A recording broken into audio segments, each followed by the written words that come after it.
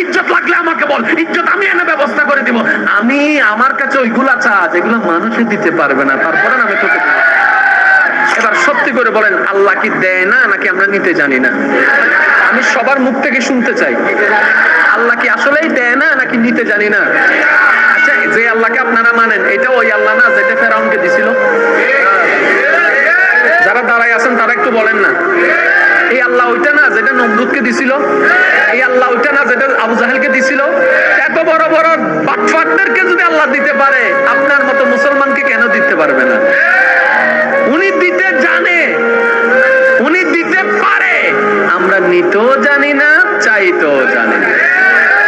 অনেক আল্লাহর বান্দা আছে বলে, আমি নামাজ পড়ি, তারপর আল্লাহকে চাইছি, আল্লাহর কাছে চাইছি, আল্লাহ আমাকে দেয় নাই। রোজা রাখছি, চাইছি আল্লাহর কাছে, আল্লাহ আমাকে দেয় নাই।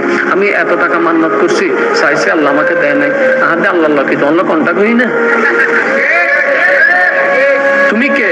বলে যে বান্দা। দেনেওয়ালা কে? বলে যে আল্লাহ। তা আল্লাহ হচ্ছে মালিক, তুমি হচ্ছে গোলাম, তো তুমি চাইতে না থাকবা। তোমার কাজ হচ্ছে চাইতে যাওয়া, চাইতে যাওয়া। ওনার যে দিন ইচ্ছে করবে সেই দিন দিবে। সময়, বার, তারিখ আপনার বেঁধে দেওয়ার কোনো অধিকার নাই। বাস শেষ তো। মাওলা চাইতে আছি, চাইতে আছি, একদিন, এক সপ্তাহ, এক মাস, 2 মাস, 1 বছর, 2 বছর, 3 বছর, 4 বছর, 5 বছর, চাইতেই আছে, চাইতেই আছে, আল্লাহ দেয় না। 10 বছর পরে আল্লাহ পাক বলে, দেখছস জিবরাইল, দেখছস আমি এতদিন দিই নাই, তারপরও আমার বান্দা আমার থেকে নিরাশ হয় নাই, আমি পেতে চাইছিলাম। সুবহানাল্লাহ। এখানে তো প্রেম, এখানে তো মহাব্বত। আপনি কি মনে করছেন আল্লাহ আপনার নামাজের জন্য বসে আছে? আপনার আমার নামাজের জন্য আল্লাহ বসে আছে, আপনার আমার রোজার জন্য আল্লাহ বসে আছে। আর আমাদের নামাজের সেই কোয়ালিটি নাই যেটা আল্লাহ পর্যন্ত পৌঁছাবে। আমাদের রোজার সেই পবিত্রতা নাই যেটা আল্লাহ পর্যন্ত পৌঁছাবে।